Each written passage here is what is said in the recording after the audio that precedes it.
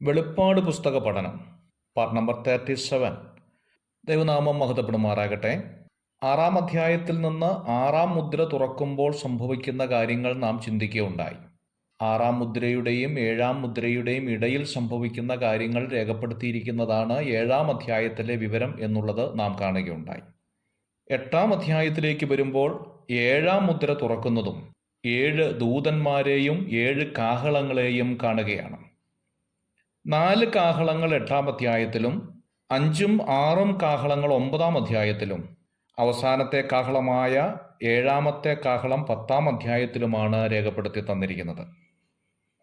8-ാം അധ്യായത്തിൻ്റെ 1 മുതൽ 5 വരെയുള്ളതായിരിക്കുന്ന വേദഭാഗം വരുമ്പോൾ 7-ാം മുദ്ര തുറക്കുന്ന ഭാഗമാണ് കാണാൻ സാധിക്കുന്നത്.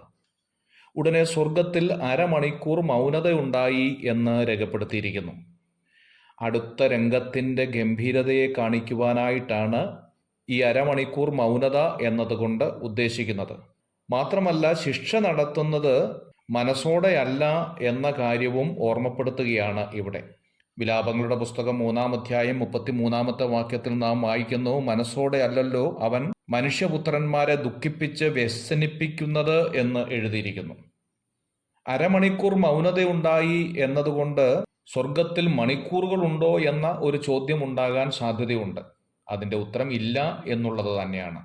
ഭൂമിയിലെ അരമണിക്കൂർ സ്വർഗത്തിൽ പ്രദർശിപ്പിച്ച് യോഹന്നാനെ കാണിക്കുകയായിരുന്നു എന്നുള്ളതാണ് അതിൻ്റെ ഉത്തരം. 7-ാം മുദ്രയിൽ 7 ദൂതന്മാരെ കാണുകയാണ് 8-ാം അധ്യായത്തിൻ്റെ 2-ാമത്തെ വാക്യത്തിൽ. തിരഞ്ഞെടുക്കപ്പെട്ട ദൂതന്മാർ ഉള്ളതായി തിരുവെഴുത്തിൽ നമുക്ക് കാണാൻ സാധിക്കുന്നുണ്ട്. 1 തിമോഥെയോസ് 5-ാം അധ്യായം അതിൻ്റെ 21-ാമത്തെ വാക്യത്തിൽ നാം കാണുന്നു, ദൈവത്തെയും ക്രിസ്തു യേശുവിനെയും ശ്രേഷ്ഠ ദൂതന്മാരെയും സാക്ഷിയാക്കി നിന്നോട് കൽപ്പിക്കുന്നു എന്ന് കാണുന്നു. ശ്രേഷ്ഠ ദൂതന്മാർ എന്നതുകൊണ്ട് ഉദ്ദേശിക്കുന്നത് തിരഞ്ഞെടുക്കപ്പെട്ട ദൂതന്മാർ എന്ന ആശയത്തിലാണ്. ഇങ്ങനെ തിരഞ്ഞെടുക്കപ്പെട്ട ദൂതന്മാർ 7 പേരാണ് എന്ന് യഹൂദ പാരമ്പര്യം വെളിപ്പെടുത്തുന്നുണ്ട്. 7 ദൂതന്മാർക്ക് 7 കാഹളങ്ങളുള്ളതായി 8-ാം അധ്യായത്തിൻ്റെ 2-ാമത്തെ വാക്യത്തിൽ വീണ്ടും വായിക്കുന്നുണ്ട്. 1-ാം കാഹളം രക്തം കലർന്ന കൽമഴയായി വീഴുന്നതായി കാണുന്നു. പുറപ്പാട് പുസ്തകം 7-ാം അധ്യായം 17 മുതൽ 22 വരെയുള്ളതായ വേദഭാഗങ്ങൾ വായിക്കുമ്പോൾ മിസ്രൈമിൽ രക്തം കലർന്ന കൽമഴയുണ്ടായതായി നാം വായിക്കുന്നു. ദൈവത്തിൻ്റെ അത്യുഗ്രമായ ന്യായവിധി വീണ്ടും ആവർത്തിക്കുന്നു എന്നതിൻ്റെ ഓർമ്മപ്പെടുത്തലാണ് ഇവിടെ കാണുന്നത്.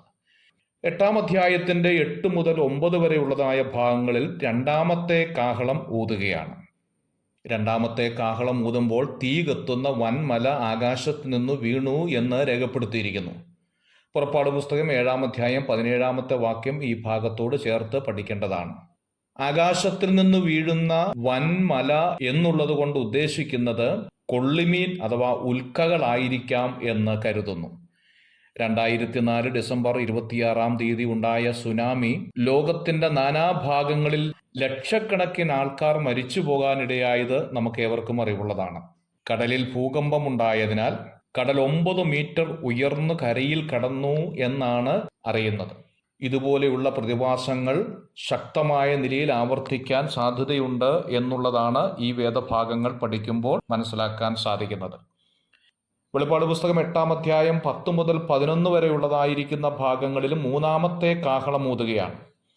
യെരമ്യാ പ്രവചനം 9-ാം അധ്യായം 15-ാമത്തെ വാക്യത്തിൽ ഞാൻ ഈ ജനത്തെ കാഞ്ഞിരം കൊണ്ട് പോഷിപ്പിച്ച് നഞ്ചുവെള്ളം കുടിപ്പിക്കും എന്ന പ്രവചനം ഇവിടെ ഓർത്തിരിക്കേണ്ടതാണ്. 2 രാജാക്കന്മാരുടെ പുസ്തകം 2-ാം അധ്യായം 19-ാമത്തെ വാക്യത്തിൽ എലീശ യെരിഹോമിനടുത്തപ്പോൾ കയ്പ് വെള്ളമുള്ള സ്ഥലം കണ്ടതായി കാണുന്നുണ്ട്. യിരെമ്യാ പ്രവചനം 23-ാം അധ്യായം 15-ാമത്തെ വാക്യത്തിൽ കയ്പ് വെള്ളത്തെക്കുറിച്ച് പരാമർശിക്കുന്നുണ്ട്. സംഖ്യാപുസ്തകം 5-ാം അധ്യായം 11 മുതൽ 31 വരെയുള്ള വേദഭാഗത്തും ഈ കാര്യം പരാമർശിക്കുന്നുണ്ട്.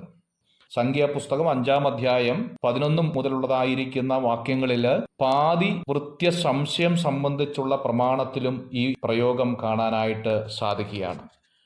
8-ാം അധ്യായത്തിൻ്റെ 12 മുതലുള്ളതായ ഭാഗങ്ങളിൽ 4-ാമത്തെ കാഹളം ഊതുകയാണ്. ശക്തമായ ക്ഷതമോ വീഴ്ചയോ പറ്റിയ ഒരു ഉപകരണം കാരണം കൂടാതെ കേടാകുന്നത് പോലെ സൂര്യനിൽ കാര്യമായ ക്ഷതം ഏറ്റിരിക്കുന്നു എന്ന് മനസ്സിലാകാം. ഇടയ്ക്കിടയ്ക്ക് നിശ്ചലമാകുകയും പ്രവർത്തിക്കുകയും ചെയ്യുന്ന ഒരു സൂര്യനെയാണ് നാലാമത്തെ കാഹളത്തിൽ നമുക്ക് കാണാൻ സാധിക്കുന്നത്. God bless you.